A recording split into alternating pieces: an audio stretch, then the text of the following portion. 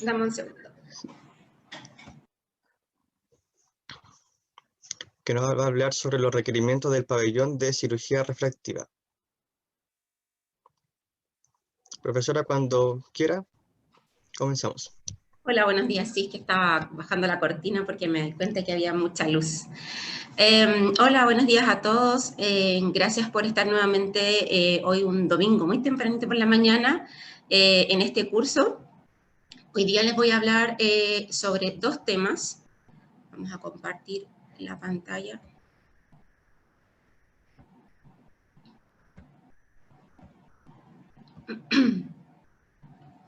No sé si se alcanza a ver ahí lo que les estoy proyectando. Sí, profe, sí se ve. Ya, excelente. Entonces, como les decía, hoy por la mañana vamos a hablar de algunas características que debe tener un pabellón de cirugía refractiva. Nosotros como tecnólogos médicos somos los que más debemos conocer nuestro pabellón. Si bien obviamente nosotros no somos los doctores los que operamos propiamente tal, pero sí somos en el fondo como los jefes, los dueños de nuestro pabellón de cirugía refractiva, y es importante que nosotros nos empoderemos de ese rol.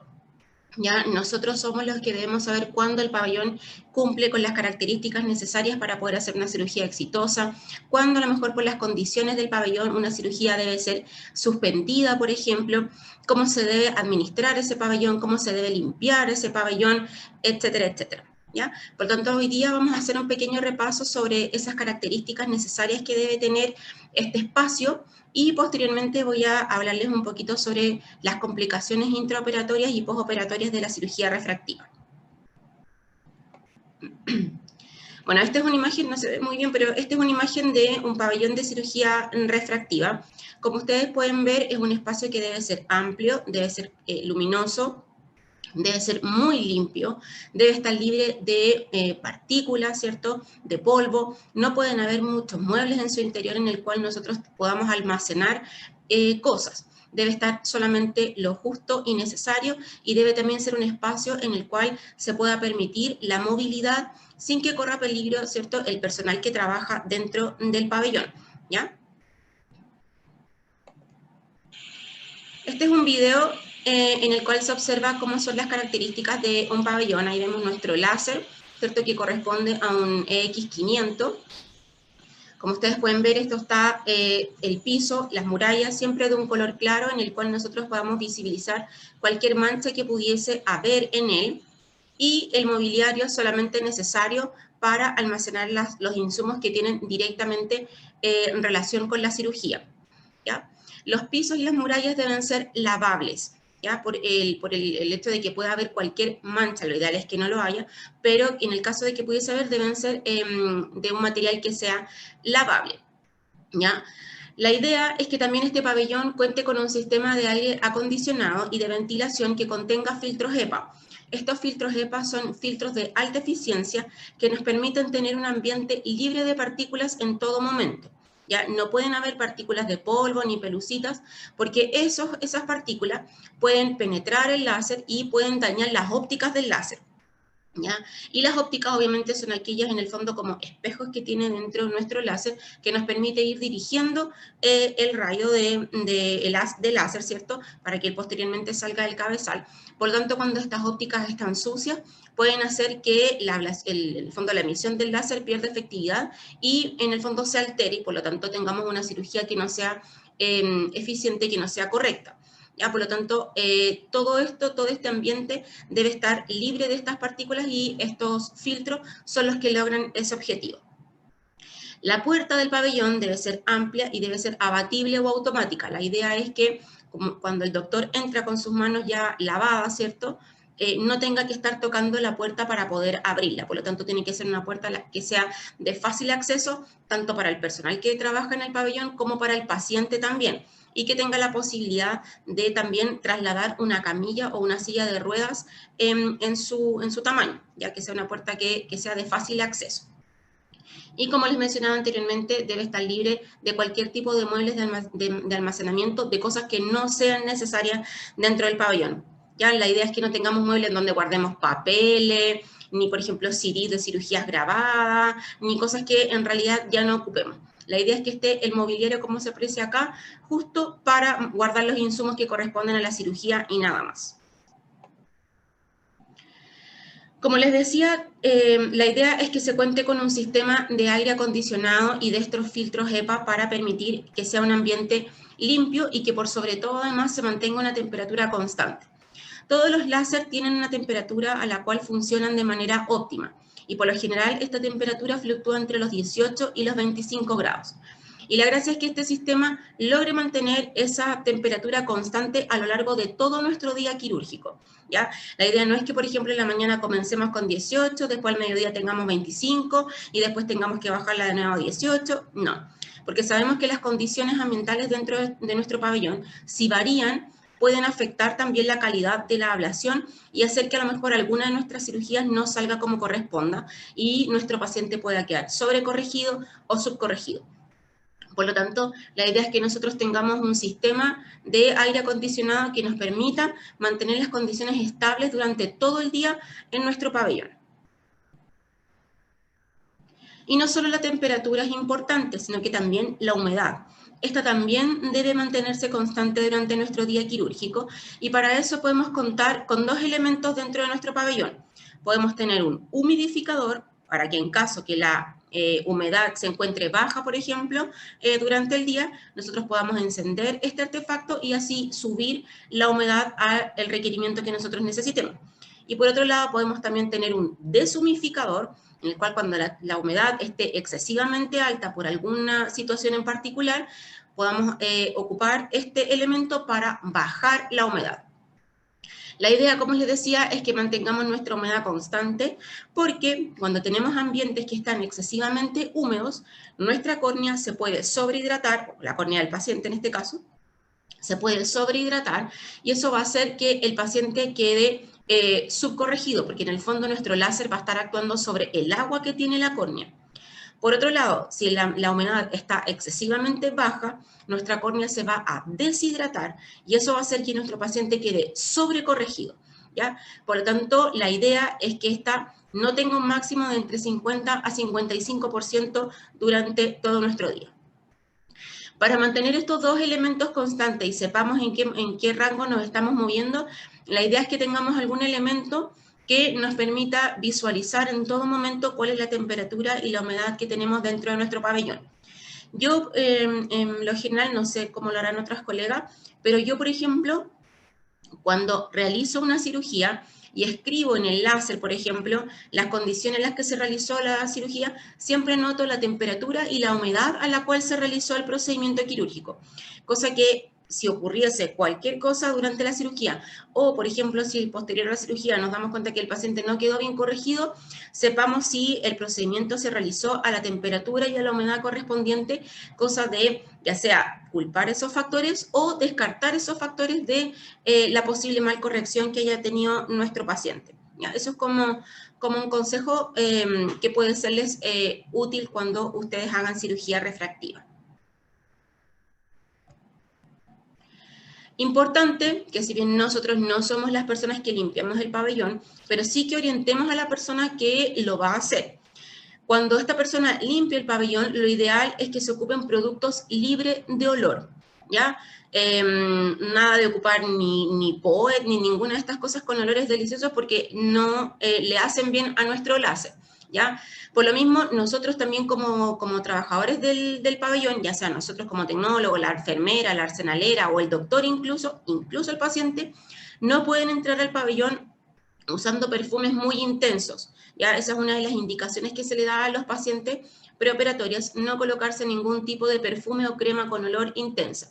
Porque estas partículas de los olores, ¿cierto?, pueden penetrar el láser y pueden también dañar las ópticas del láser y por lo tanto vamos a tener que suspender la cirugía. ¿Ya? Por lo tanto, recuerden siempre eso, el pabellón nunca limpiarlo con elementos con olores intensos y nosotros como usuarios del pabellón tampoco debemos ingresar a él utilizando perfumes o nada que contenga un olor sumamente intenso. Esto es alguno de los mobiliarios que nosotros debemos tener en nuestro pabellón. ¿Ya? A mí ya varias veces me ha tocado, en el fondo, como crear un pabellón de cirugía refractiva y comprar los mobiliarios necesarios, los insumos, qué sé yo, etcétera. Por lo tanto, es importante que ustedes también sepan qué es lo que necesitan para que su pabellón funcione de la manera más óptima. Debemos contar con una mesa Mayo, que es la mesa en la cual la arsenalera va a armar, ¿cierto?, el material para poder asistir al médico durante la cirugía. Debemos también contar con una mesa instrumental para aquí ir dejando todo el instrumental que va a ser necesario para la cirugía y luego después armar el material acá en la mesa de Mayo. Podemos contar con una cajonera, ¿cierto?, que lo ideal es que tenga ruedas, que no se arrastre en el fondo por el piso para que no lo vaya a dañar, y en el cual podamos guardar todos los insumos necesarios. ¿Ya? Como consejo, la idea es que el material que nosotros vamos a utilizar siempre esté lo más ordenado posible. Entonces, como sugerencia, uno puede usar las típicas cajas plásticas que venden en el Home Center o en el Easy, qué sé yo, estas cajas plásticas para ir ordenando nuestros insumos lo mejor posible y así evitar que estos se puedan dañar. También debemos contar con una silla quirúrgica, ¿cierto?, para el cirujano y también con algún piso, ya sea para la arsenalera o para nosotros como tecnólogos médicos. ¿Ya? La idea es que estos también siempre tengan ruedas para no dañar el piso del pabellón. Debemos contar con todo tipo de elementos para poder eliminar la basura que se genera durante la cirugía. Una caja de material cortopunzante para eliminar, por ejemplo, todas las agujas de las jeringas que se van a utilizar, o las ampollas incluso de algunos elementos que se pudieran utilizar, por ejemplo, como la ampolla de alcohol absoluto, con un basurero también, un basurero amarillo, para eliminar todos aquellos elementos como por ejemplo algodones, parches, qué sé yo, etcétera. Una caja de material, pero en este caso de material biológico, en el cual, por ejemplo, podemos depositar las jeringas de mitomicina que se puedan ocupar durante el procedimiento PRK. Estas no deben ir en el contenedor amarillo, siempre los productos biológicos deben ir en el contenedor rojo. Y basureros comunes de aluminio para eliminar la basura que es común que se produzca dentro de la cirugía. Por ejemplo, los papeles de los envoltorios de los insumos que se utilizan. Además, debemos contar con todos los insumos que tienen que ver con la vestimenta que se ocupa para el procedimiento quirúrgico. ¿Ya? Nosotros no necesitamos de toda esta vestimenta, solamente podemos utilizar nuestro uniforme, podemos utilizar el gorro quirúrgico o un gorro de tela, que es lo que nosotros más comúnmente utilizamos, y el cubre calzado. Pero el doctor y la arsenalera deben ir con esta bata quirúrgica estéril. Bueno, nosotros también tenemos que usar mascarilla dentro del pabellón. Los doctores y arsenaleras también deben contar con el gorro quirúrgico más el cubre calzado. Y ellos además deben utilizar guantes para la manipulación del instrumental.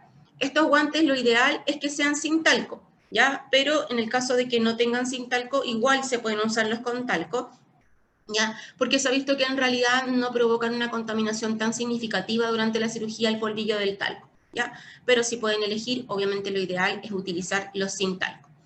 Y el campo quirúrgico, que puede ser uno pequeño como este, o puede ser uno que sea bilateral, o existen otros que también se utilizan para catarata, que es como una sábana grande que cubre a todo el paciente y que tiene el orificio obviamente ahí listo para dejar expuesto el ojo que vamos a operar. En cuanto al instrumental que vamos a utilizar para nuestra cirugía, es importante contar con el marcador, ¿cierto?, que es el que va a realizar las marquitas que les mostré en los videos del día de ayer para posicionar nuestro flap. Debemos contar con una espátula, que es la que se va a utilizar para levantar el flap en el caso de la cirugía LASIK, y también sirve para remover el epitelio en el caso de que realicemos una cirugía PRK. Debemos contar con un blefarostato metálico o de aluminio, ya para separar los párpados del paciente. Pinzas, ¿cierto?, para, por ejemplo, sacar alguna pestaña que nos esté molestando o para tomar algún elemento pequeño que necesitemos, por ejemplo, modificar, ya sea un Steri-Strip, ¿cierto?, o alguna otra cosa que necesitemos tomar. Y tijeras Westcott, que también se utilizan ya sea, por ejemplo, para cortar una pestañita molesta o para también cortar el paño quirúrgico, el campo quirúrgico en caso de que haya quedado muy estrecho, etc. También debemos contar con cánulas de hidrodisección de diferentes lúmenes, jeringas de 10 ml para el BSS, jeringas de 5 ml que también se pueden utilizar para el BSS en el caso del LASIK, y jeringas de 20 ml también para el BSS, pero estas se ocupan más en el caso del PRK, porque recuerden que con el uso del alcohol absoluto y de la metomicina debemos lavar profusamente el ojo del paciente. Por lo tanto, en este caso, una jeringa con mayor volumen es de mucho más utilidad que una de 10 ml. Ahora, si no tienen de 20 ml, obviamente igual pueden usar la de 10 para irrigar. Y el BSS lo vamos a ir dejando en la copela de aluminio, la cual la vamos a ir llenando constantemente, sobre todo en la cirugía de PRK, que es cuando más se utiliza el BSS. También podemos contar con un lápiz marcador de piel, que en el fondo es como un plumón que nos va a permitir, por ejemplo, de marcar acá el borde de nuestro marcador para posteriormente hacer las marcas sobre la córnea, ¿ya? Podemos usar este formato de marcador de piel, que es como un plumón, ¿cierto? O existe otro que es como un tampón como de tinta, ¿ya? Cualquiera de los dos sirve perfectamente. Podemos contar con Tegaderm o Steri-Strip, que sirven principalmente para aislar las pestañas durante el procedimiento quirúrgico. Cualquiera de los dos es de utilidad. Aquí la verdad es que la elección tiene más relación con la comodidad que con la utilidad que pueden tener. Ambos son igualmente útiles. Debemos contar con microesponjas o Merocel, que es el nombre comercial.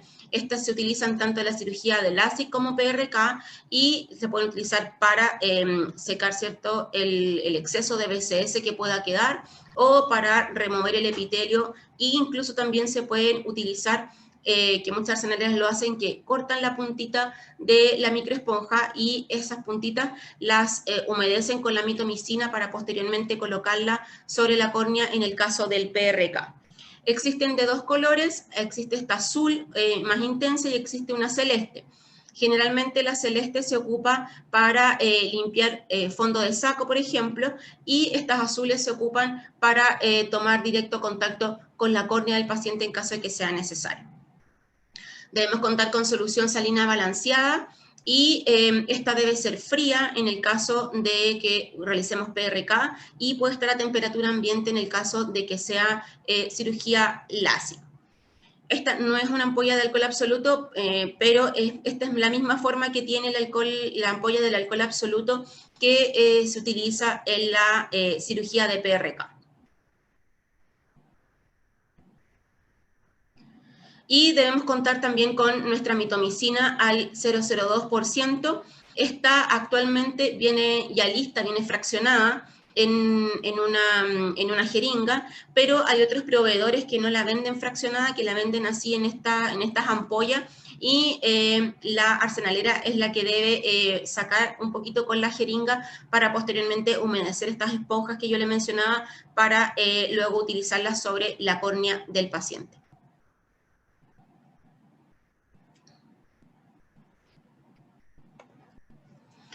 Y también debemos contar con todo este set de gotas. Estos obviamente son los nombres comerciales, pero son las que se ocupan en la mayoría de los pabellones. Obviamente nuestra anestesia tópica, nuestro Nestalcon, Tobradex, ¿cierto?, nuestro antibiótico acular, analgésico y antiinflamatorio, Vigamox, ¿cierto?, que también es un antibiótico, Predforte, que es un corticoide, y también podemos tener Nafcon A o Alfagan, que se utiliza en los casos de que hayan pequeñas hemorragias limbares, producto del uso prolongado de lentes de contacto, y esta gotita se puede utilizar ya sea colocándola directamente sobre la córnea del paciente o podemos mojar una microesponja de las que les mostraba anteriormente para que el doctor la pueda presionar en la zona donde se encuentra la hemorragia para contenerla, ya que esto es un vasoconstrictor. Como les digo, pueden usar esta que es Nafcon A o también pueden usar Alfagan. Cualquiera de las dos ejerce el mismo efecto sobre estas hemorragias. También debemos contar con lentes de contacto neutro, que las vamos a utilizar, como mencionábamos ayer, para nuestra cirugía PRK y en el caso de LASIK en algunas situaciones puntuales que se las mencioné también. un protector transparente que es el que vamos a colocar posterior a la cirugía sobre el ojo de nuestro paciente para que pueda retirarse, y eso lo vamos a aplicar con esta tela, tela transport, que es una tela plástica que viene en diferentes diámetros, pero lo ideal siempre es tener esta ancha, que es de bastante más utilidad que la más delgadita. Eso es lo que tiene relación con los requerimientos de nuestro pabellón de cirugía refractiva. Ya es importante que nosotros conozcamos las condiciones de nuestro pabellón. Como les decía, nosotros en el fondo somos los que debemos saber cuándo las condiciones están dentro de lo óptimo para poder realizar una cirugía, cuándo a lo mejor, porque las condiciones no son las requeridas, una cirugía debe ser suspendida. Debemos también orientar, ¿cierto? Y capacitar al personal que va a trabajar en el pabellón de cirugía refractiva para que cumplan con las normas que se solicitan dentro. Por ejemplo, enseñarle a la arsenalera que a lo mejor el microquerátomo no lo limpie con el alcohol isopropílico dentro del pabellón, porque el alcohol isopropílico tiene un olor muy, muy fuerte, por lo tanto eso también puede afectar las ópticas del láser. Por lo tanto ahí debemos enseñarle al personal que retiren el material, que lo pueda limpiar afuera con el alcohol isopropílico. ¿Ya? Como les decía, también enseñarle al personal que va a hacer el aseo dentro del pabellón, cómo tienen que limpiar el pabellón, sobre todo cuando se hacen estos aseos terminales, en los cuales se limpia pero a fondo. Indicarle que lo ideal en nuestro pabellón solamente hay que limpiarlo con agua, ningún producto que tenga olor intenso, que el mobiliario tampoco se limpie con ningún producto químico que tenga olor, idealmente solo utilizar agua dentro del pabellón. ¿Ya? Que tampoco esté todo el pabellón manipulando el sistema de aire acondicionado, que haya solo una persona, por ejemplo, encargada de vigilar y supervisar nuestro sistema de aire acondicionado para que nadie esté subiendo y bajando la temperatura cada rato, cosa que las condiciones se mantengan estables, y tener en el fondo un protocolo de cómo manejar la temperatura y la humedad. Por ejemplo, lo que yo hacía antes en la clínica era, si la humedad estaba muy baja o muy alto, primero que me llamaran a mí para yo evaluar las condiciones y uno tomar la decisión de qué es lo que íbamos a hacer para subir o bajar la humedad en caso de ser necesario. Lo mismo con la temperatura, avisar primero, mira, sabes que la temperatura está muy baja o está muy alta, ¿qué hacemos? Y de ahí tomar las medidas, pero que no todo el mundo se esté metiendo en el sistema. Y a pesar de que nosotros no somos los que compramos los insumos, pero sí tenemos que saber cuáles son nuestros insumos necesarios para cada procedimiento quirúrgico. Yo soy una fan del trabajo en equipo, por lo tanto yo siempre les enseño a mis alumnos de que es importante que nosotros cooperemos dentro del trabajo del pabellón, ya que no pensemos que solamente somos los encargados de manejar el láser y el resto a mí no me incumbe. No, somos un equipo, todos tenemos que trabajar en pro de que la cirugía salga lo más exitosa posible, y eso también fortalece el equipo que trabaja en pabellón, y siempre hay que cooperar. ¿Ya? Si por ejemplo a la arsenalera le faltó un insumo, nosotros saber dónde se guardan, poder pasárselo, ¿cierto? Obviamente con las precauciones de no contaminar el material, ya siempre tenerlo muy ordenado, estar atento a qué cosas hacen falta, ya dónde son los proveedores que nosotros debemos solicitar nuestros insumos, estar atentos sobre todo, por ejemplo, en los insumos que se utilizan para la calibración del láser, dónde los tenemos que solicitar, cuándo los tenemos que solicitar, etcétera, etcétera. ¿Ya? Yo como profesora y llevando tantos años en cirugía refractiva, los insto a tener esa actitud de trabajo en equipo dentro del pabellón. El trabajo de pabellón es muy entretenido, requiere de harta responsabilidad como nosotros como tecnólogos, y como les digo, yo los invito a que formen equipos de trabajo dentro del pabellón, que sean solidarios con sus compañeros, que sean cooperadores, y así el trabajo se hace bastante más fácil, bastante más sencillo y mucho más entretenido. Bueno, habiendo dicho eso, les voy a comenzar con el siguiente tema, que tiene directa relación con las complicaciones en la cirugía refractiva Excimer, ¿ya? Si bien el procedimiento quirúrgico, ya sea tanto para LASIK como PRK, es un procedimiento muy cortito, no está exento de complicaciones. Ya, en general, el LASIK tiene bastante más complicaciones que el PRK por el mismo uso del microquerátomo, y es importante que nosotros sepamos cómo manejar esas complicaciones y cómo también prevenir esas complicaciones, ¿ya? Sabiendo lo que las produce, nosotros las podemos evitar. Hay distintos tipos de complicaciones, ya existen múltiples variables que pueden producir complicaciones dentro de la cirugía refractiva. Primero están las que tienen directa relación con el cirujano, es decir, que a lo mejor el doctor no tenga un manejo tan apropiado de la cirugía, no esté tan informado sobre el procedimiento, ya por ejemplo, que no sepa manipular bien el microquerátomo, que no sepa cómo se arma, que no sepa, por ejemplo, cuándo tiene que sacar el microquerátomo, cuándo ya se fue la succión, etc. Por lo tanto, cuando a lo mejor hay un doctor que no está tan entrenado, sí es importante que nosotros sí lo estemos para, en el fondo, apoyar al doctor. ¿Ya? Yo diría que en el pabellón es donde se da quizás una relación un poquito más horizontal entre doctor y tecnólogo, y muchos de ellos se apoyan en la experiencia que nosotros tenemos y nos piden constantemente nuestra opinión en relación al procedimiento, a los cálculos, ¿cierto? O a lo que se observa durante el procedimiento quirúrgico. Por lo tanto, no tengan susto de sugerir al doctor. Ya, por ejemplo, cuando el doctor está colocando el microquerátomo, doctor, mire, está un poco descentrado, doctor, ejerce un poco más de presión hacia abajo para poder tomar la succión, doctor, no suelte todavía el microquerátomo, etc. O no retire el microquerátomo todavía. Siempre ir sugiriendo, con harto respeto, ¿cierto? Pero ir en el fondo nosotros muy atentos, siempre un paso adelante, digo yo, para en el fondo evitar cualquier problema que pudiese ocurrir durante la cirugía. Existen otras variables que tienen que ver con el paciente. Por ejemplo, cuando los pacientes están muy nerviosos, ¿cierto? No quieren cooperar, están asustados, entonces siempre es importante ir hablando con el paciente durante el procedimiento quirúrgico, ¿ya? Porque a pesar de que es cortito, ¿cierto? Uno igual se puede asustar. Entonces, ir hablando con el paciente, mira, vamos a colocar este aparato sobre tu ojo, vas a sentir una presión que no es dolorosa, pero la vas a sentir, de repente vas a ver que ves todo oscuro, es normal, no te asustes, después vas a sentir que recuperas la visión, que la presión cede, después el punto de fijación, el punto verde, se va a poner un poquito borroso, etcétera. Ir hablando con el paciente. De esta manera nosotros hacemos que nuestro paciente esté mucho más tranquilo y, por lo tanto, que coopere mucho más, ¿ya? Hay otras variables que tienen que ver con el láser, ¿ya? Y ahí también tienen que ver un poco con nosotros. Calibrar el láser todos los días, ¿ya? Eso es un requisito para poder realizar una cirugía refractiva. Estar atento a cualquier cosa, cualquier warning que me entregue el láser que me pueda hacer sospechar de que a lo mejor hay algo que pueda estar fallando y que pueda hacer que a lo mejor nuestra cirugía no salga del todo bien. ¿Ya? Por lo tanto, nunca calibrarlo a lo rápido, aunque uno esté súper apurado y atrasado con el pabellón, no importa. Tomarse el tiempo para calibrarlo, observar cada elemento y hacerlo de manera minuciosa. Y también, obviamente, estar atento a las condiciones del pabellón, lo que hablábamos hace unos minutos atrás, para que estas sean las óptimas durante el proceso de calibración y también durante el proceso de la cirugía. Y también otras variables que tienen que ver con el microquerátomo, ¿cierto?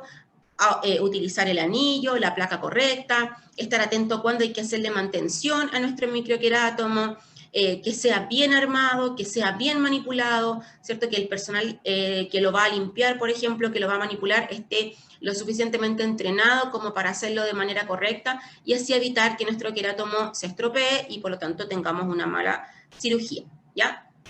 Ahora, a pesar de que uno controle todas estas variables, muchas veces las complicaciones pueden ocurrir igual. Ya uno puede haber calibrado muy bien el láser, uno puede tener súper bien armado el microquerátomo, ya puede haber hablado mucho con el paciente, pero igual pueden ocurrir complicaciones. Ahora, la diferencia está en que si yo manejo todas estas variables, tengo menos probabilidades de que estas complicaciones puedan ocurrir. ¿Ya? Por lo tanto, eso ya es algo importante. Existen dos tipos de complicaciones. Están las intraoperatorias, es decir, que ocurren durante nuestro proceso quirúrgico, y también existen las postoperatorias, es decir, desde que el paciente ya salió de nuestro pabellón, pueden ocurrir de manera temprana, por ejemplo, en las primeras 24 horas, o pueden ser complicaciones tardías, es decir, que ocurran incluso días después del procedimiento quirúrgico.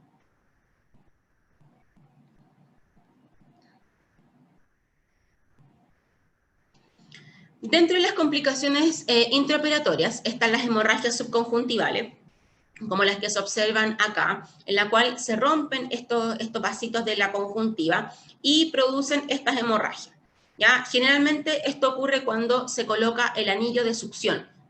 Ya hay muchos pacientes que pueden tener esta fragilidad capilar y al colocar el anillo, como se ejerce esta presión que es importante, se pueden romper estos vasos y generar estas hemorragias.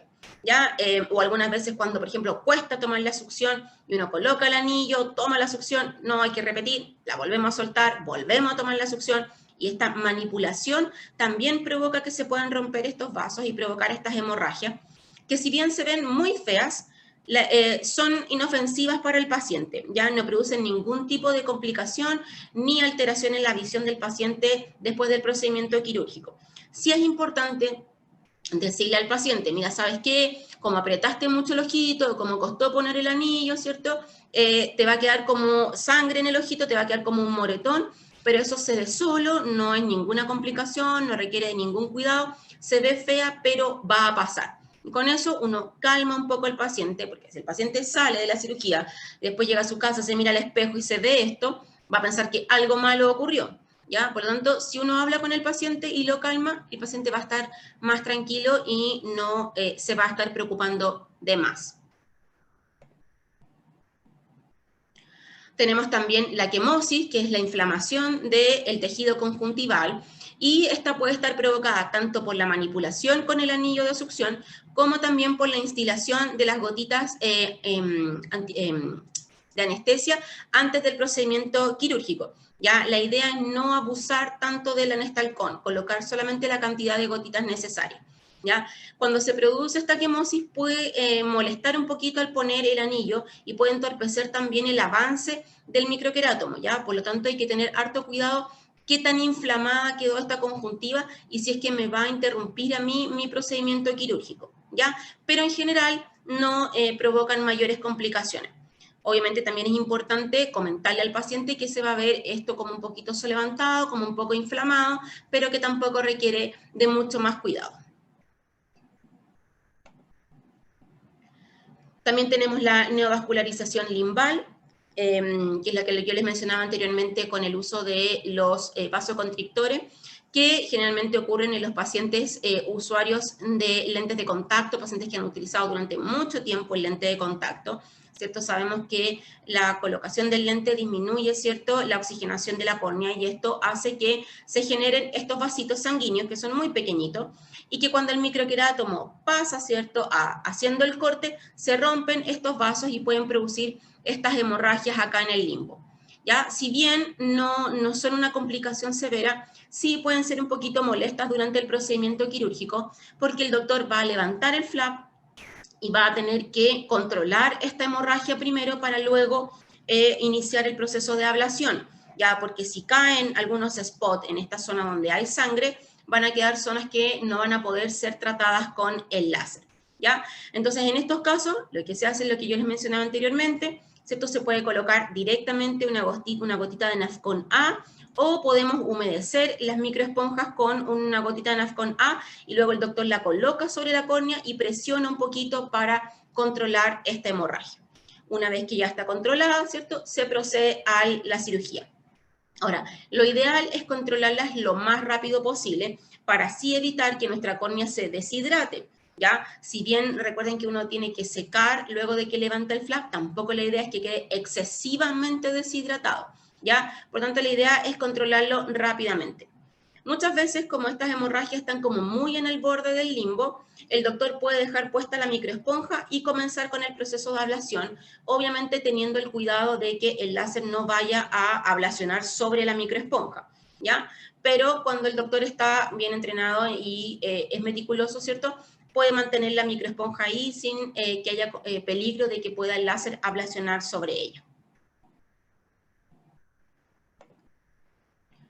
También tenemos otra complicación que es el descentramiento del flap, ¿ya? El cual ocurre principalmente porque no se coloca de manera adecuada el anillo de succión. ¿Ya? Por eso es importante que cuando el doctor lo está colocando, nosotros estemos mirando la pantalla de nuestro láser y verifiquemos también nosotros si es que está centrado el anillo. ¿ya? Y decirle al doctor, ¿sabe qué? Se desplazó un poquito. A veces, por ejemplo, el doctor coloca el anillo y el paciente justo tiende a mover el ojo un poco y se corre, ¿ya? Entonces decirle, doctor, centre un poco más el anillo, se le corrió hacia nasal, se desplazó hacia tal lado, etc. Y siempre observando. Yo siempre digo, si bien el doctor es el que opera, siempre más ojos pueden en el fondo supervisar de mejor manera el procedimiento y tenemos posibilidades de que salga aún mejor, ¿ya? Entonces, verificar, ¿cierto?, que nuestro anillo esté bien colocado, ¿cierto?, bien en el centro para que el flap quede lo más derechito posible. Tenemos también los flaps incompletos, ¿ya? Que, como se llama, esto es una complicación ya un poquito más severa de las que estábamos mencionando recién. Y estas generalmente ocurren porque el microquerátomo tiene alguna falla durante el proceso de corte. Ya pueden haber, por ejemplo, partículas, ¿cierto? Que el microquerátomo no haya quedado bien limpio y al comenzar a cortar, ¿cierto? Esta partícula o pelucita, que se llama, o detrito, ingresa o molesta en el microquerátomo y hace que este se detenga y por lo tanto el flap quede incompleto, ¿ya? O puede ser, sobre todo en las pacientes con hendiduras palpebrales pequeñas, que choque con el borde del bléfaro, ¿cierto? Y eso haga que se detenga el microquerátomo y nuevamente quede nuestro flap incompleto. O, por ejemplo, porque se detiene el avance del microquerátomo de manera prematura, ¿ya? Que puede ser porque a lo mejor el doctor suelta el microquerátomo antes o porque nosotros también podemos soltar el pedal del avance del microquerátomo de manera prematura, ¿ya? Hay microquerátomos que funcionan con pedal y otros que funcionan con solo un botón en la pantalla para hacer que este avance, ¿ya? Generalmente los de botón son bastante más seguros porque uno presiona el botón y se despreocupa, ¿cierto?, del avance, mientras que los con pedal, uno generalmente a veces debe mantener el pedal presionado para que avance. Hay otros que el pedal se aprieta solo una vez y avanza solo. La idea es siempre ir mirando la pantalla para verificar que el avance es completo. Y una vez que el microquerátomo haya llegado al tope, recién ahí presionar el botón o pedal o con lo que funciona el microquerátomo para hacer que este retroceda. El flap incompleto va a ser una complicación grave dependiendo de hasta dónde haya quedado el flap. Si quedó justo en el medio, obviamente es una complicación severa porque no podemos ablacionar en la mitad de la córnea. Pero si el flap, la parte incompleta quedó ya pasado el eje visual o pasado ya la zona óptica, ¿cierto? Podemos quizás levantar esa parte y provocar, o sea, y hacer en el fondo el proceso ablativo sin inconvenientes, ¿ya? Pero es complicado cuando el flap queda justo en la mitad del eje y no podemos hacer mucho más, ¿ya? En ese caso, lo que hay que hacer, ¿cierto?, es volver a colocar el flap, colocar las gotitas correspondientes y esperar una cantidad de tiempo que esto pase, ¿cierto?, 3 a 6 meses, y lo ideal es después intentar PRK, no tratar de hacer un nuevo corte, porque en el fondo pueden quedar como 2 zonas de corte y eso puede provocar molestias visuales para el paciente, puede provocar irregularidades en la córnea y puede provocar también aumento de las aberraciones de alto orden. Por lo tanto, en este caso, luego de la espera de un tiempo correspondiente, ¿cierto?, y que nuestra refracción se haya estabilizado y que este flap incompleto esté estable, idealmente sugerirle al doctor que haga PRK.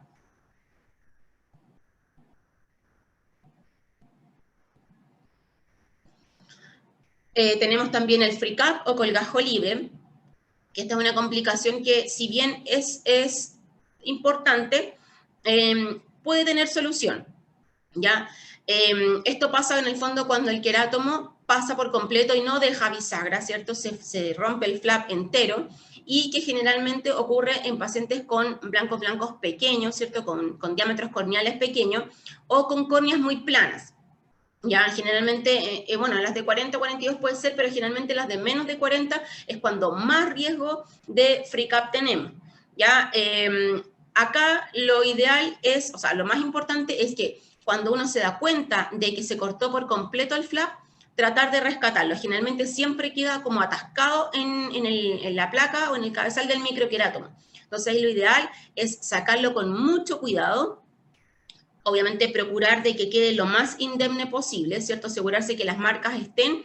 Luego se puede realizar el procedimiento quirúrgico y después se puede volver a colocar el flap siguiendo las marcas. Por eso son tan importantes las marquitas antes del procedimiento quirúrgico, ¿ya? Para así colocarlo en la posición que corresponde. Porque si yo lo pongo, por ejemplo, al revés o lo pongo rotado, ¿cierto? Le voy a provocar un defecto refractivo al paciente que va a ser muy molesto para él, ¿ya? Y la idea tampoco es estar sacando el flap a cada rato para poder reposicionarlo. Entonces, en este caso, siempre guiarse por las marcas, colocar el flap, secar, planchar con mucho cuidado para que quede lo más adherido posible y luego colocar un lente de contacto para impedir que este flap se vaya a salir o se vaya a desplazar nuevamente. Esta sí que es una complicación importante. Tenemos acá el bottom hole, que en este caso sucede por una colocación inadecuada, ¿cierto?, del cuchillo, también puede ser por una presión, ¿cierto?, del anillo de succión inadecuada, o sencillamente porque el microquerátomo funcionó mal. En este caso lo que ocurre es que queda un trozo de flap, ¿cierto?, pegado sobre la córnea, queda como una dona, como con un orificio al centro. Y en ese caso no podemos continuar con el procedimiento quirúrgico. Ahí lo que hay que hacer es reponer nuevamente el flap, secar para que quede lo más adherido posible, esperar un tiempo prudente, quizás 3 meses es muy poquito, quizás siempre lo ideal es un poco más, ya verificar que esto después se estabilice, que la refracción del paciente esté estable, y posteriormente se puede planificar alguna cirugía personalizada en caso de que el paciente haya quedado con muchas irregularidades corneales, ¿ya? Pero en este caso no podemos continuar con el procedimiento quirúrgico, se debe abortar y obviamente explicarle al paciente lo que sucedió para posteriormente corregirlo.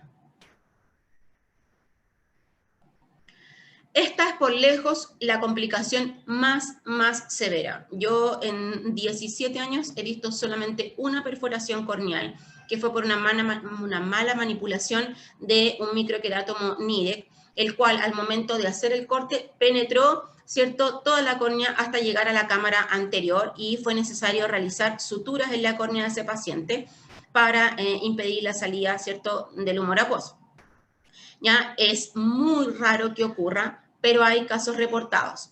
¿Ya? En este caso, obviamente, hay que abortar todo procedimiento quirúrgico y evaluar al paciente ya de manera periódica, ¿cierto?, para evaluar el estado del ojo, impedir que ocurran inflamaciones o infecciones posteriores al procedimiento, siendo la más grave y la más complicada la endoftalmitis, y obviamente verificar que a causa de estas suturas que se deben colocar, no aparezca un astigmatismo irregular en nuestro paciente que después sea muy difícil de corregir. Ya, como les digo, es una complicación muy rara, pero hay casos reportados de perforaciones corneales. Bueno, eso era lo que tenía relación con todas las complicaciones que pueden ocurrir dentro del procedimiento quirúrgico. Pero hay otras complicaciones que pueden aparecer después de que operamos a nuestro paciente. Pensamos que todo salió fantástico y resulta que después el paciente viene al control operatorio y nos encontramos, o el doctor se encuentra con alguna sorpresa. ¿Ya? Dentro de ellas, la más común es que pueden haber partículas en la interfase, que pueden ser, por ejemplo, granos de, o como puntitos de talco de los guantes, ¿cierto? Pueden quedar a lo mejor alguna astillita que se haya salido de la cuchilla del microquerátomo, puede quedar, por ejemplo, algún residuo de alguna esponjita, ¿cierto?, de la microesponja, etc. En ese caso, lo que hay que hacer en el fondo es levantar el flap, ¿cierto?, lavar posteriormente mucho. El doctor lo puede hacer tanto en el pabellón como lo puede hacer en la consulta. Se levanta el flap, se lava, ¿cierto?, y se vuelve a reposicionar. Algunos doctores, como precaución, pueden colocar un lente de contacto para que por esta nueva hidratación del flap no se vaya a desplazar, ¿ya? Y generalmente se dejan algunas gotitas para evitar, ¿cierto?, de que este nuevo mini procedimiento, ¿cierto?, vaya a producir a lo mejor algún proceso inflamatorio en el ojo. Tenemos el desplazamiento del flap, ya, que generalmente ocurre cuando los pacientes son un poquito porfiados, ¿cierto? Y tienden a restregarse un poco el ojo, ¿cierto? Porque sienten que les pica, porque sienten que tienen como arenita, o incluso algunos pacientes que tienden a apretar mucho los ojos después de la cirugía también lo hacen, o incluso pacientes que cierran los ojos, ¿ya? Yo, por lo general, siempre cuando les doy las indicaciones postoperatorias a los pacientes, les digo, Nada de estar cerrando un ojo y el otro para ver con cuál ve mejor, porque eso puede hacer que el flap se desplace. Si va a cerrar los ojos, cierra los dos, si va a abrir, abre los dos, ¿ya? Pero nada de estar haciendo así con los ojos, porque eso ejerce presión y puede hacer que nuestro flap se desplace. ¿Ya? Por lo tanto, siempre darle esa indicación al paciente. Si le llora mucho el ojito, no se lo restriegue. Va a sentir como arenilla, tampoco se lo restriegue, ¿ya? Indicarle que el desplazamiento del flap puede ser una complicación severa en caso de que el flap se pueda salir, ¿ya? Y nadie obviamente quiere eso. Por lo tanto, si uno le mete así como un poquitín de susto al paciente, se porta bastante mejor, ¿ya? Y como le mencionaba anteriormente, cuando tenemos estos pacientes que son un poquito más porfiados, qué sé yo, que tiene esta característica como de apretar mucho el ojo, se puede colocar un lente de contacto para evitar que éste se vaya a desplazar. También puede ocurrir en los pacientes cuyo flap queda muy delgado. Hay veces que, por ejemplo, la placa cortó un poco menos de lo deseado y este flap queda como muy blandito, ¿cierto? Muy lábil. Entonces, en esos casos, a pesar de que el paciente se porte bien y coopere y entienda, el doctor igual puede colocar un lente de contacto para prevenir que este se vaya a desplazar. Tenemos los defectos epiteliales también que pueden ocurrir cuando, ¿cierto?, el paso de la cabeza al microqueratomo puede provocar algunas alteraciones, ¿cierto? O, por ejemplo, cuando colocamos muchas gotitas de anestalcón. Es sabido que el anestalcón produce alteraciones en el epitelio corneal, ¿ya? Y esto es aplicable no solo para este procedimiento, sino que para otros exámenes. Por ejemplo, cuando hacemos angiografía, también evitar colocar tanto anestalcón, o cuando tomamos la presión intraocular, también siempre evitar colocar tanta anestesia, porque sabemos que produce estas alteraciones en el epitelio, ¿ya? No son complicadas, ¿cierto? Pero si no se tratan, el paciente puede desarrollar alguna infección, ¿cierto? O puede en el fondo provocar mayores alteraciones en el epitelio, como una DLK, que la vamos a ver un poquito más adelante. Así que siempre es importante que el doctor la pesquise, obviamente, lo más temprano posible, y que la trate con gotitas de la manera que corresponde, ¿ya? Acá tenemos nuestra queratitis lamelar difusa, ¿cierto? O conocida como DLK, que es la inflamación de la interfase que puede aparecer 2 o 3 días después de la cirugía refractiva. Y se caracteriza porque el dolor, porque el paciente llama al doctor o ocurre a la consulta porque está teniendo un poco de dolor, fotofobia, siente que el ojito lo ve como rojo. Incluso algunos pacientes dicen, doctor, es que yo me fui a mirar al espejo y me vi como una manchita oscura sobre la córnea, sobre el ojo, ¿ya? Entonces se asustan y obviamente van donde el médico, ¿ya? Lo ideal acá obviamente es siempre evaluar ¿cómo se llama? Con lámpara de hendidura, ¿cierto? Observar los infiltrados corneales que puedan aparecer y tratar esto de la manera más pronta posible para evitar, ¿cierto?, que esto vaya a ampliarse aún más y que obviamente también vaya a afectar el eje visual.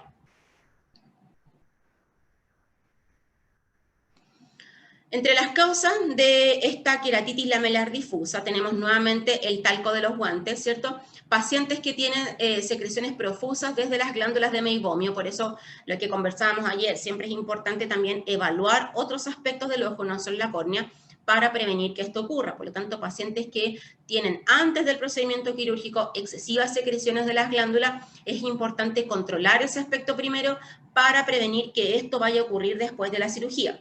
¿Ya? El uso de la povidona, que tiene directa relación cuando, por ejemplo, la arsenalera esteriliza, ¿cierto? O limpia el área a operar, ¿cierto? Con la povidona, siempre indicarle al paciente que mantenga los ojitos cerrados para que la povidona no vaya a ingresar hacia el ojo y no vaya a provocar estas alteraciones, ¿ya? Y obviamente, como lo mencionábamos anteriormente, también las partículas del microqueratoma.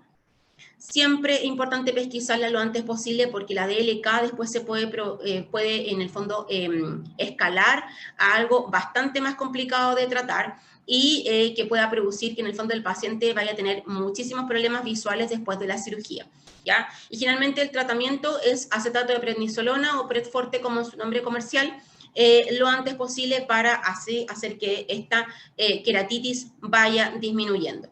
Cuando ahora se afectan otros aspectos de la córnea, podemos levantar, ¿cierto?, el colgajo, irrigar la interfase y luego volver a planchar el flap para así evitar que queden estos residuos en la interfase que provocan esta queratitis lamelar difusa. Esta también es una complicación bastante severa, que es la queratitis infecciosa, que ocurre generalmente tras el PRK. ¿Ya? Y también tiene que ver con las condiciones previas a las cuales tenía el paciente, ¿ya? Que lo que es importante tratar estas condiciones previas a la cirugía para evitar que ocurran estas queratitis, ¿ya? Por lo tanto, siempre evaluar y estudiar la condición previa al paciente, en este caso, verificar si, por ejemplo, tiene blefaritis antes de la cirugía, ¿ya? Generalmente no progresan a tanto porque siempre se dejan gotitas antibióticas y en el caso de que el paciente, por ejemplo, haga blefaritis a repetición, el doctor puede indicar gotas antes del procedimiento quirúrgico, ¿cierto?, para manejar esa situación y posteriormente realizar el procedimiento sin que hayan inconvenientes. Tenemos las estrías en el flap, que esto también son bastante más comunes de lo que nosotros pensamos, ¿cierto? Y generalmente tienen que ver con una mala técnica quirúrgica, es decir, que no se planchó lo suficientemente el flap, ¿cierto? No se manipuló de buena manera, o cuando, por ejemplo, hay correcciones de ametropías importantes, de ametropías grandes, o cuando los flaps quedan muy delgaditos. ¿Ya? Por lo tanto, siempre es importante planchar, que el doctor planche harto con la microesponja, que hidrate y planche para que quede lo más estirado posible. ¿Ya? Y en el caso de que el doctor vea que este flap es un poquito lábil, pueda colocar un lente de contacto para impedir que esto vaya a progresar o que se vayan a provocar estas estrías en el flap. ¿Ya? Lo ideal es que sean obviamente pesquisadas en el primer control postoperatorio, cosa que no vayan a afectar de mayor manera el flap.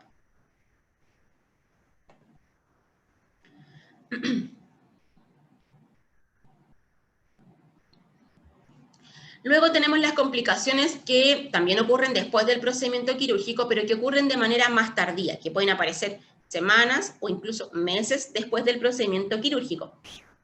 Lejos, obviamente, los más recurrentes son la hipocorrección o la hipercorrección, es decir, que el paciente le faltó por corregir o que el paciente quedó sobrecorregido, ¿ya?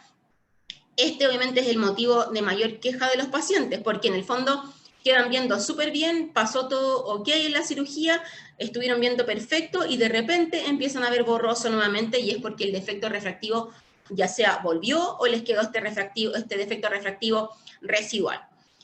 Si el paciente tiene el lecho residual lo suficiente como para poder hacer un retoque, este se puede realizar.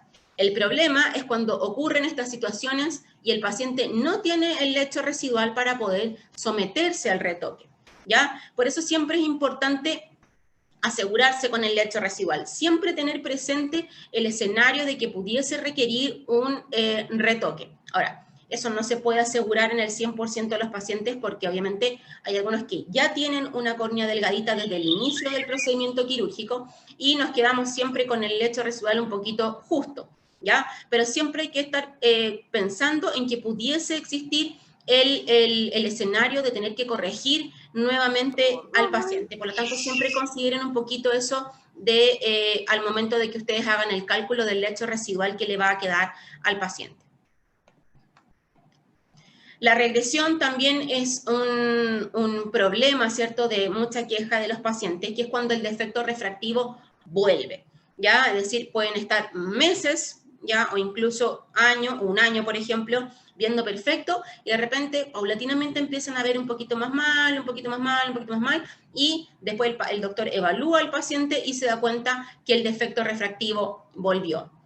Nuevamente, el concepto del lecho residual es importante porque estos pacientes también pueden ser retocados, reoperados, ¿cierto?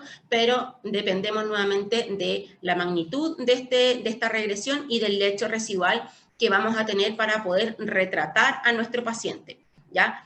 Ahora, no es cosa de que, le volvió el defecto, retratémoslo, no. Hay que evaluar nuevamente esa córnea de manera muy minuciosa, ¿cierto? Evaluar por qué se ocurrió esta regresión, porque a lo mejor no tiene que ver en el fondo con la refracción propiamente tal, sino que algo puede estar ocasionando en la córnea que esté regresando el defecto refractivo. Por lo tanto, siempre es importante evaluar la causa primero y luego decir, ya, efectivamente sí, esto es una regresión, por tales motivos se trata de esta forma. ¿Vamos a reoperar a nuestro paciente? Sí, no. Y en el caso de que requiera ser reoperado, evaluar minuciosamente esa córnea, hacer los cálculos correspondientes y decir, perfecto, este paciente sí puede ser reoperado, no vamos a causar ningún estrés adicional en nuestra córnea, no tenemos ninguna posibilidad de que se desestabilice aún más esta córnea que ya está intervenida y que a la larga pueda ocasionar una complicación aún mayor. Ya hay que evaluar en el fondo el costo-beneficio de reoperar a nuestro paciente. Después tenemos los halos y los deslumbramientos, ¿cierto? Que es lo que hablábamos ayer en relación al tema del cálculo de la zona óptica y de la pupila de nuestro paciente. Ya generalmente estos halos y deslumbramientos están asociados al aumento de estas aberraciones de alto orden, que son específicamente el coma y la aberración esférica, ¿ya? Por lo tanto, en ese caso siempre es importante evaluar estas características del paciente previo y verificar si es que existe alguna posibilidad de que estas aberraciones pudiesen aumentar después del procedimiento quirúrgico. Si el paciente sabe que, mire, a lo mejor lo vamos a tener que operar con PRK porque usted tiene mucha aberración, entonces después le van a aumentar más, va a quedar viendo más mal, o en su caso, por ejemplo, es mucho más útil una cirugía personalizada para tratar estas aberraciones y así evitar que usted quede con halos, o lo que les conversaba yo ayer de evaluar el diámetro pupilar de nuestro paciente para hacer el cálculo correcto de la zona óptica y así hacer que nuestra pupila, ¿cierto?, en oscuridad quede por dentro de la zona óptica del paciente para evitar que esto ocurra. ¿Ya? Es una causa de consulta muy importante en los pacientes postoperados y que es muy molesta para ellos, porque sobre todo les molesta cuando tienen que conducir durante la noche. Doctor, yo durante el día veo perfecto, pero en la noche cuando tengo que manejar me cuesta ver las luces, las veo como con destellos, con rayos, etc. Y es una complicación que si bien no es grave, sí es muy molesta para el paciente. Tenemos también la disminución de la sensibilidad de contraste, ya que esta no es tan común, ya los pacientes no la notan tanto porque generalmente los pacientes privilegian la cantidad de la visión. Es decir, ellos privilegian el decir, yo ahora puedo ver perfecto sin mis lentes, puedo mirar de lejos sin mis lentes, ahora puedo ver el computador sin mis lentes, generalmente privilegian eso. ¿Ya? Y no notan tanto esta disminución de la sensibilidad de contraste, la cual después del procedimiento quirúrgico puede volver a la normalidad en 3 a 6 meses. ¿Ya? Generalmente esta disminución de la sensibilidad de contraste también va en directa relación con las aberraciones de alto orden del paciente. Por lo tanto, hay estudios que indican que este fenómeno se produce generalmente en los pacientes que son operados con cirugía láser. Ya hay estudios que lo corroboran. Pero como les digo, los pacientes no lo notan tanto. Tenemos también el crecimiento epitelial, ¿cierto? Que también es bastante más común, se ve en este aspecto, ¿cierto? Y generalmente se ve muchísimo mejor cuando realizamos un OCT de segmento anterior, que se ve como estas líneas hiperreflectivas que observamos acá. Acá lo ideal obviamente es que el doctor pudiese levantar el flap, ¿cierto? Con mucho cuidado porque generalmente ocurre un tiempo después de la cirugía, por lo tanto en ese momento el flap ya puede estar un poquito más adherido. Entonces acá lo ideal es que el doctor con mucho cuidado levante el flap, ¿cierto? Lavar muchísimo nuevamente esta zona, volver a posicionar el flap y dejar gotitas que pueden ser de corticoides, ¿cierto? O antibióticas para prevenir que este crecimiento vuelva a producirse. ¿Ya? Complicado es cuando este crecimiento alcanza el eje visual, ¿ya? O cuando es tan profundo que puede afectar incluso las partes más profundas del estroma. ¿Ya? Ahí se complica un poco la cosa, se hace bastante más difícil de tratar y puede afectar de manera importante la agudeza visual del paciente. Generalmente la zona en la que ocurre es más o menos donde está la bisagra. Ahí son como los casos más frecuentes de crecimiento epitelial. Tenemos también el astigmatismo irregular, ¿cierto? Acá hay algunas causas de que se pueda provocar este astigmatismo. ¿Ya? No es infrecuente, ¿cierto?, que algunos ojos desarrollen este astigmatismo en el postoperatorio. Lo importante es evaluar las características de este astigmatismo irregular y, obviamente, saber la causa del astigmatismo. Ya no es como llegar y decir, desarrolló un astigmatismo, reoperémoslo. No, hay que ver cuáles son las causas de ese astigmatismo y dependiendo de la causa es cómo este se va a tratar. ¿Ya? Pero lo ideal siempre es ir evaluando constantemente con topografía para evidenciar cómo va modificándose este astigmatismo dependiendo de la causa. Obviamente, por ejemplo, si tuvimos un bottom hole, ¿cierto?, Y a medida que se va, mejorando esta situación del button hole, el astigmatismo puede ir modificándose y quedar por un astigmatismo, por ejemplo, a lo mejor después no tan irregular, ¿cierto? O que este astigmatismo incluso pueda hasta desaparecer. Por lo tanto, cuando aparece, no es llegar y decir, operemos al paciente para corregirlo, sino que es importante verificar la causa y dependiendo de la causa, es cómo este se va a ir tratando. Esta es lejos la más grave de las complicaciones cuando los pacientes generan ectasias postoperatorias. Esto generalmente se da en los pacientes sometidos a cirugía LASIK, lo que hablamos ayer, que este tipo de cirugía desestabiliza la biomecánica corneal, por lo tanto existen aún más probabilidades que se provoquen esta ectasia, sobre todo cuando en el preoperatorio, los pacientes tienen estas córneas que son un poquito límites y no evidenciamos esas señales y el paciente es sometido a una cirugía en la cual se realiza el corte, ¿ya? ¿Se pueden evitar estas ectasias? Por supuesto que sí. Si uno sabe evaluar, identificar bien en la topografía cuáles son los signos o señales de que este paciente tiene una córnea que puede ser inestable, obviamente frente a esos casos optar siempre por una cirugía bastante más segura, que es el PRK, y así evitar que se desestabilice. ¿Ya? El paciente puede desarrollar una pequeñita ectasia que puede ser muy fácilmente tratada, o hay pacientes que tienen una desestabilización importante de su córnea, sobre todo cuando las ablaciones son muy grandes, y producir ectasias sumamente significativas y después muy, muy difíciles de tratar. ¿Ya? Y el paciente obviamente queda viendo muy mal, queda con un astigmatismo, ¿cierto?, irregular importante, incluso a veces ni siquiera después pueden tolerar la corrección con lentes, por lo tanto, no es una complicación que debamos tomar a la ligera, ¿ya? Y siempre, obviamente, como les digo, analizar muy bien la topografía para evidenciar estas señales de que algo pudiese ocurrir después del procedimiento quirúrgico. Ayer lo mencionamos bastante, el Haze, ¿ya? Que es una complicación que generalmente ocurre en el PRK, en la cual, ¿cierto?, este epitelio que nosotros sacamos con el alcohol absoluto, ¿cierto?, crece de manera opaca y de manera bastante desordenada, ¿ya? Por lo tanto, se vuelve algo muy molesto para el paciente. No ocurre en los primeros días, pero sí ocurre, puede ocurrir incluso hasta semanas después del procedimiento quirúrgico y debe ser tratado de manera rápida para prevenir que este Haze siga progresando, ¿cierto?, y vaya a afectar de manera más significativa la visión del paciente.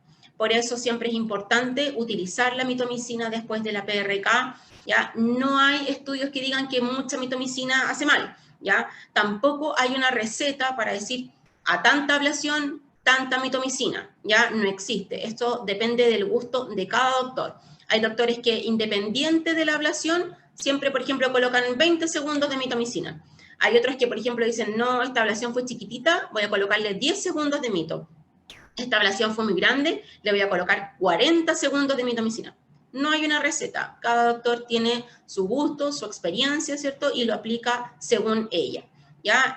Pero, por ejemplo, nosotros hemos colocado mitomicina hasta por 1 minuto en ablaciones de 110 micras y no ocurre absolutamente nada. Los síntomas que presentan los pacientes que cursan con Haze, ¿cierto? Obviamente la visión borrosa tanto para lejos como para cerca, y las características es que esta no mejora con la corrección, porque no tiene que ver con un fenómeno refractivo, ¿ya? Sino que tiene que ver con una opacidad que se provoca en la córnea.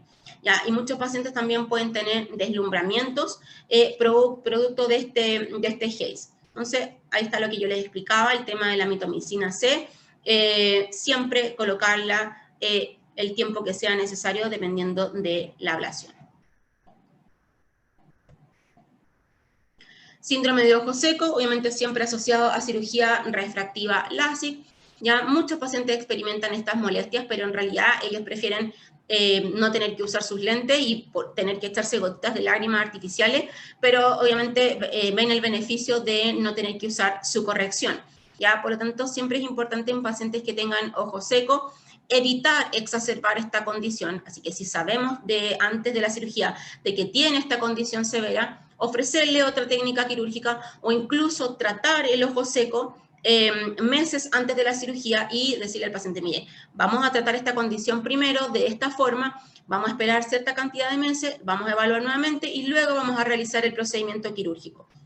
¿Ya? Muchas veces el paciente lo entiende, ya, si uno se lo explica obviamente con los argumentos correspondientes, entiende que debe tratarse primero esta condición y esperar un tiempo antes de realizar su cirugía refractiva. ¿Ya? Y en el caso de que el paciente desarrolle ojo seco igual después de la cirugía, siempre utilizar gotitas de lágrimas artificiales. Y también existen las complicaciones más severas, que son raras que ocurran, muy, muy raro, pero pueden ocurrir. Hay casos reportados de complicaciones vitreoretinales luego después de cirugía refractiva, sobre todo en pacientes que tienen ametropías importantes, sobre todo miópicas. Ya se pueden producir degeneraciones periféricas, roturas, ciertos desgarros, incluso desprendimientos de retina o neovascularización coroidea en algunos pacientes. Por eso es lo que yo les decía, no solamente evaluar la córnea del paciente, sino que el fondo de ojo también es importante para visualizar cualquier situación que me pueda a mí hacer pensar de que algo así pudiese ocurrir después del procedimiento quirúrgico. Obviamente cualquier alteración vitreoretinal echa por la borda cualquier resultado favorable de nuestra cirugía. ¿Ya? Por lo tanto, no son complicaciones raras, pero que sí son sumamente graves para el paciente, para la visión del paciente, y que muchas veces pueden implicar incluso que el paciente tenga que ser sometido a una nueva cirugía, en este caso incluso podría ser una vitrectomía, o que tenga que recurrir al uso de medicamentos intravitreos para poder subsanar el problema que se le ocasionó. ¿Ya? Por lo tanto, como les digo, no siempre lo relevante es evaluar la córnea, sino que también las otras estructuras del ojo, en este caso, por ejemplo, la retina. Muchas gracias por su atención. Muchas gracias, profesora, por su presentación. Ahora vamos a pasar a la ronda de preguntas. Vamos a ver qué pregunta hay en el chat. Y Marisol Guerrero dice, buen día. ¿Tiene algún porcentaje más o menos de usuarios que luego de una complicación desistan de una nueva cirugía? Un porcentaje, así tú dices, por ejemplo, de tal porcentaje de pacientes, ¿tantos desisten de la cirugía? No explico ahí, pero yo creo que debe referirse a eso. Sí, a ver, todo va a depender de la complicación que tenga el paciente. Obviamente, si la complicación es que quedó, por ejemplo, subcorregido, obviamente el paciente va a querer someterse a la cirugía nuevamente porque va a querer en el fondo subsanar ese defecto refractivo, ¿ya? Que le quedó. Por lo tanto, todo va a depender de la complicación que tenga el paciente. Si es una complicación severa, por ejemplo, como un bottom hole o como un free cap, bueno, en el free cap sí se puede hacer el procedimiento refractivo, pero si por ejemplo, el paciente tiene un bottom hole, obviamente también va a querer después someterse a la cirugía, quizás con un poquito más de temor, pero todo también va a estar en la comunicación que uno tenga con el paciente, ¿ya? Los pacientes saben, todo procedimiento quirúrgico puede tener complicaciones, incluso estos que son muy sencillos. Uno puede ir al dentista y tener una complicación quirúrgica, ¿ya? Por lo tanto, eso se le explica al paciente, ¿ya? Y como te digo, todo depende de la comunicación que uno tenga con el paciente, en decirle, mire, vamos a solucionarlo de esta forma, la confianza que también tenga el paciente con su doctor. Ahora, el paciente es libre de pedir otra opinión si es que quiere. El paciente puede decir, ¿sabe qué? No, a mí no me gustó cómo lo abordó usted, entonces en realidad yo quiero otra opinión, no quiero volver más a esta clínica. También puede ocurrir, en el fondo eso es libre albedrío del paciente. Muchas gracias, profe.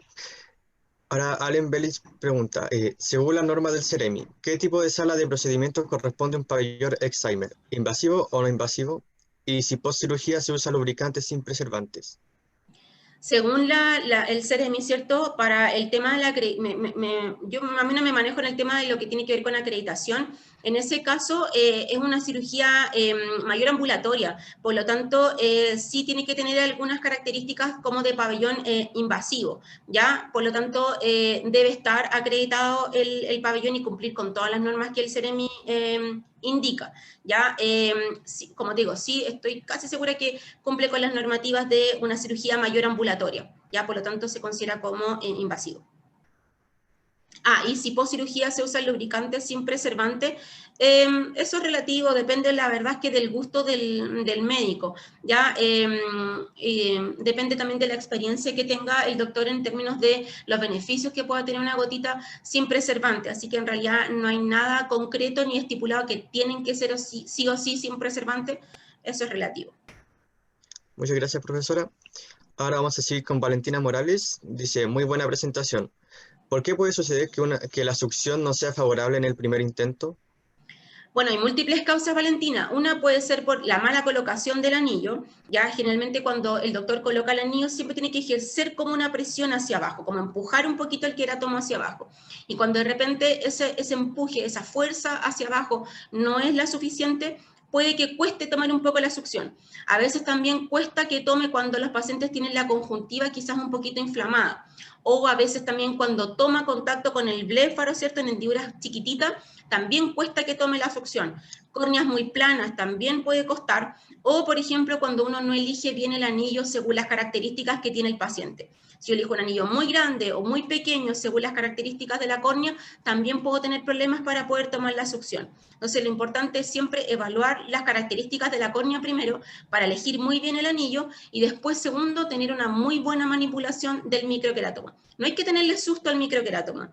¿Ya? Si bien es un elemento que puede provocar complicaciones importantes, yo siento que cuando uno le tiene mucho susto al microqueratomo, más le tirita la mano y más riesgo de complicación. Entonces, no hay que tener susto, colocarlo firme, sujetarlo firme, y el microqueratomo se convierte en una herramienta muy segura. Muchas gracias. Ahora Alessandra Tolosa dice, muy buena presentación. Gracias. Quisiera saber qué complicaciones son las más comunes que has visto en tu experiencia.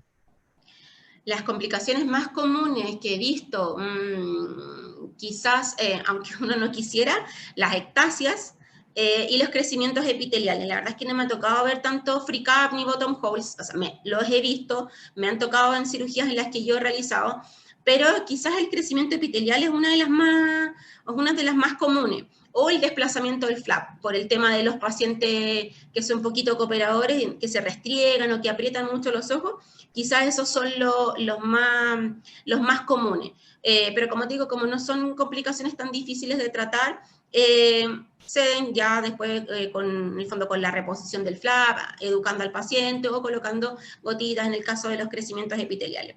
No son tan poco frecuentes. Yo te diría que, así como siendo más concreta con tu pregunta, quizá el desplazamiento del flap es lejos el más común y luego el crecimiento epitelial. Muchas gracias.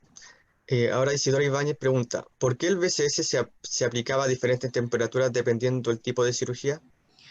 Eso es porque cuando el BCS está frío, también actúa como un antiinflamatorio, ¿ya? Entonces, como en el PRK utilizamos un alcohol absoluto y también ocupamos mitomicina, que son elementos que son tóxicos y nocivos para la córnea, pueden provocar inflamación de por sí.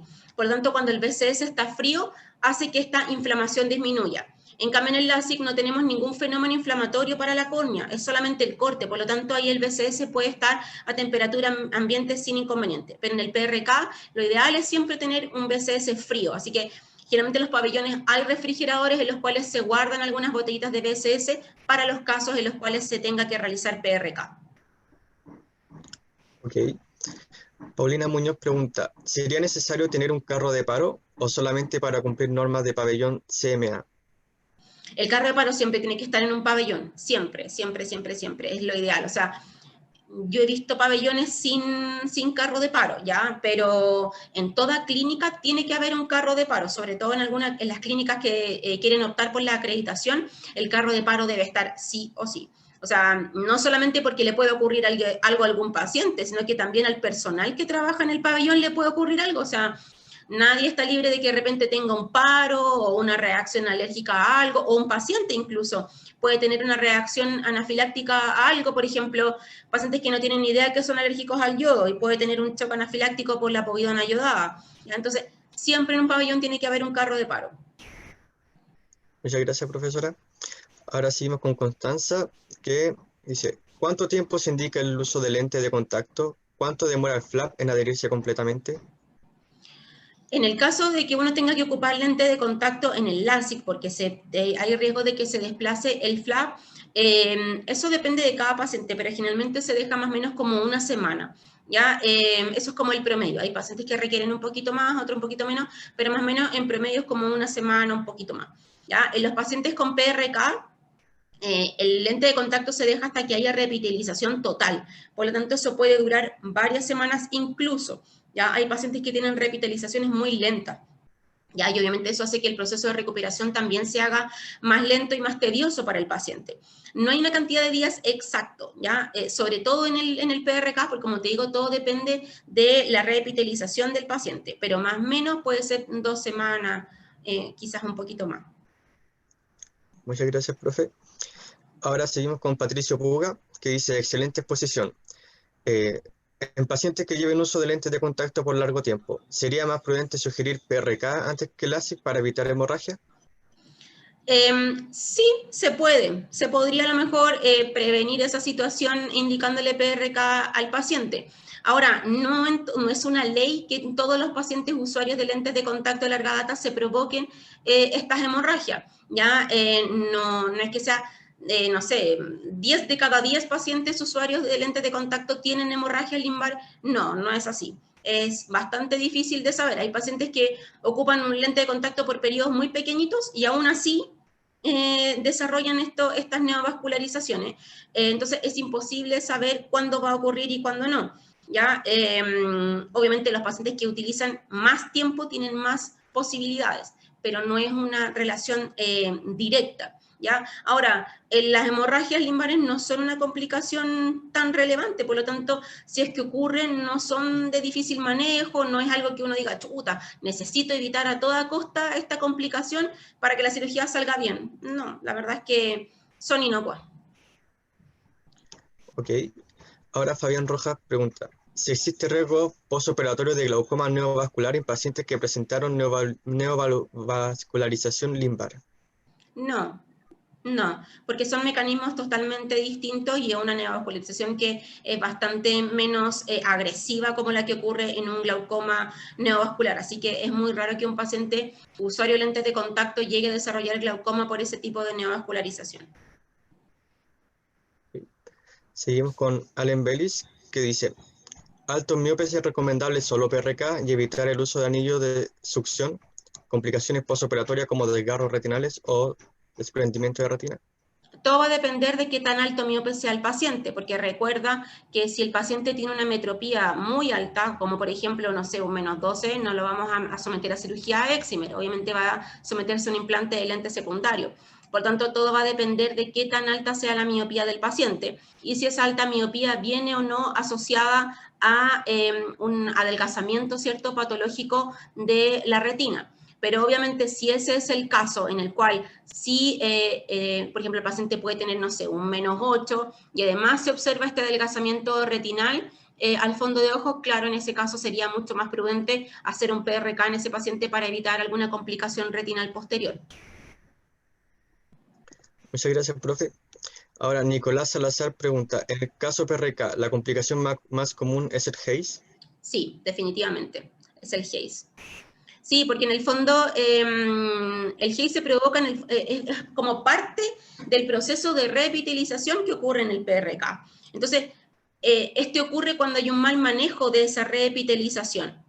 Por lo tanto, es una complicación que va directamente asociada con las características del procedimiento. Por lo tanto, sí, es la complicación más común en el PRK, pero es muy fácil de prevenir. Por lo tanto, no, si bien ocurre, uno puede hacer que no ocurra tan frecuentemente que te complique en el fondo la vida.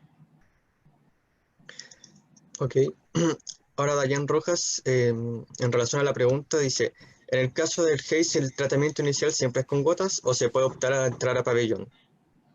Entrar a pabellón como para poder lavar la interfase, me imagino. Generalmente el gel se trata con gotitas porque no aparece en los tiempos tan iniciales. ¿Ya? Ahora, si hubiese que levantar el flap para relavar, eso no necesariamente se hace en el pabellón, se puede hacer incluso en la consulta del doctor bajo la lámpara de hendidura. ¿Ya? Ahora, Todo va a depender de la magnitud del haze, ¿cierto? La profundidad del haze y qué tan rápido lo pesquisamos. Ya si el doctor lo pesquisa rápido, lo más probable es que lo pueda tratar solamente con gotitas y no sea necesario lavar la interfase. Además que si después pasa mucho tiempo, el flap va a estar muchísimo más adherido y corres mucho riesgo de romper el flap en el intento por levantarlo. ¿Ya? Entonces, todo va a depender ahí del momento en el que se desarrolla el haze y las características que tenga este haze. Pero por lo general siempre se trata inicialmente con gotas. Muchas gracias. Ahora, Karen Sandoval. Los controles postoperatorios, cada cuánto y cuántos son? Ya, en el caso de la cirugía LASIK, el primer control postoperatorio, o sea, LASIK y PRK, se hace el primer control postoperatorio a las 24 horas. ¿Ya? Eso va sí o sí. Y después, por ejemplo, se puede hacer uno a la semana, ¿ya? En el caso del LASIK, y después ya se puede separar bastante más porque el LASIK ya sabemos que a la semana está más o menos estable. En cambio, en el caso del PRK, los controles pueden ir siendo incluso semana tras semana, ¿ya? Para evaluar en el fondo este proceso de reepitelización, ir pesquisando en el momento si es que hay alguna alteración en la reepitelización que pueda generar una complicación posterior. Por lo tanto, en el LASIK es a las 24, ¿cierto? A la semana y después puede ser incluso al mes. En cambio, en el PRK es 24 a la semana y después podemos ir semana. Y después, obviamente, ya cuando el doctor va viendo que esta cosa ya se repitalizó bien y que está todo ok y puede retirar el lente de contacto, ya después puede ser al mes para un control refractivo y después ya puede ser a los 3 meses y después ya a 6 meses y así. Muchas gracias, profesora. Ahora vamos con Francisca González, que dice, considerando el momento nacional actual en donde tenemos muchos inmigrantes, especialmente de Venezuela, ¿ha visto un aumento de pacientes de esta nacionalidad que necesitan corregir algún tipo de complicación posoperatoria? Lo pregunto ya que en mi experiencia en refracción sí me ha tocado derivar ectasias corneales asociadas a cirugía refractiva. Lo que sí, Francisca, no entiendo la relación que quieres presentar en tu pregunta en relación al tema de la inmigración con el fenómeno de las ectasias corneales. No entiendo lo que apunta la pregunta. Tú dices porque quizás estas personas tienen mayor incidencia de provocar o mayor tendencia a desarrollar ectasias corneales. Vamos a ver si lo escribe en el chat. Vamos a esperar un momento. Sí, por favor. Y bueno, los otros comentarios son sobre la presentación, que la felicitan, que ha estado muy Muchas buena. gracias. Muchas felicidades. Muchas gracias. Yo feliz de enseñar lo que sé. Que de algo sirva tanta experiencia.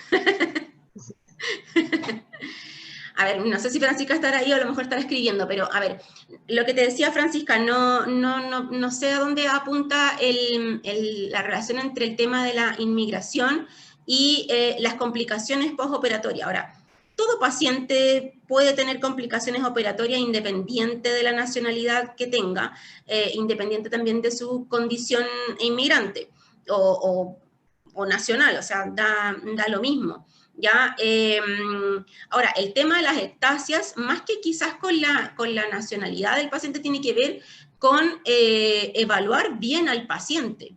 Ya, lamentablemente, el tema de la cirugía refractiva es comercial, en el sentido de que es una cirugía que se ha ido masificando porque han ido disminuyendo los costos de la cirugía refractiva. Yo en mi tiempo, cuando salí de la universidad hace 20 años atrás, era algo que recién estaba apareciendo, muy pocos pacientes, era una cirugía muy cara, por lo tanto solamente algunas personas podían acceder a ella, eran muy pocos los doctores que la hacían.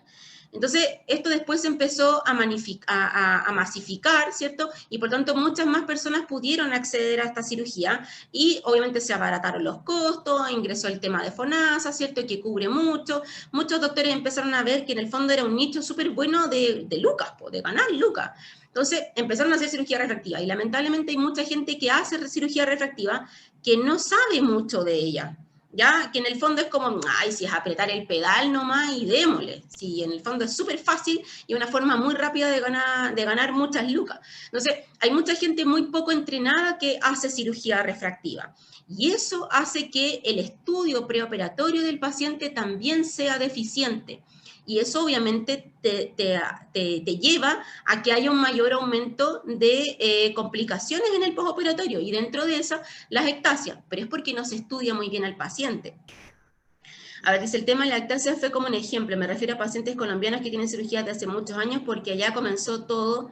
Acá muchos con incisiones relajantes y cirugía, así que a veces tienen córneas más irrefutables, lo cual hace difícil la refracción. Bueno, obviamente, claro, si son pacientes que tienen cirugías previas, ¿cierto? Que se han hecho en otros lugares con otro tipo de técnica, son cirugías que a lo mejor ya en el fondo en su efecto como que expiraron, por así decirlo, y obviamente los pacientes tienen regresiones o tienen otro tipo de efectos refractivos, o que incluso a lo mejor en sus otros países su estudio tampoco fue tan acabado, a lo mejor la técnica quirúrgica tampoco era la correcta, la que se debería haber usado, o sea, a lo mejor se utilizó una técnica que era muy, muy antigua, ya con el afán en el fondo de operar, y eso lleva a que hayan complicaciones postoperatorias ahora. Ya hay pacientes que a lo mejor se operaron hace 10 años atrás y resulta que las condiciones ahora de su ojo cambiaron, ¿cierto? Y desarrollan en el fondo una complicación postoperatoria ahora, 10 años después. ¿Ya? Entonces, yo creo que apunta al hecho de que en muchos lados, incluyendo en nuestro país, el estudio preoperatorio de los pacientes se hace muy a la rápida. ¿Ya? No se da el tiempo apropiado para planificar la cirugía refractiva. Y como te digo, está tan masiva hoy en día que muchos doctores, e incluso también tecnólogos que no están capacitados o que no están entrenados, hacen cirugía refractiva, porque piensan que yo siempre digo, es como que piensan que el láser es mágico, que adentro hay duendes en el láser que hacen que en el fondo mágicamente corrija la refracción del paciente. ¿Ya? Pero no es así, requiere de un estudio minucioso y acucioso por parte del paciente para poder prevenir estas complicaciones postoperatorias. Entonces, no es algo que debamos tomar a la ligera, así como no, meto los datos en el láser y ya está. No, ya requiere de ese estudio y muchas veces ese estudio es muy deficiente en el afán de hacer muchas más cirugías y ganemos más lucas. ¿Ya? También hay que pensar que lamentablemente la salud también es un negocio hoy en día y esos negocios, las clínicas necesitan ganar plata para poder seguir creciendo y la manera de ganar plata es tener más pacientes y la manera de tener más pacientes es hacer más procedimientos. Lamentablemente es así. Muchas gracias, profe. En honor al tiempo, vamos a dejar hasta acá las Sí, preguntas y creo que esas fueron todas. sí. Muchas gracias por su presentación nuevamente Gracias a ustedes.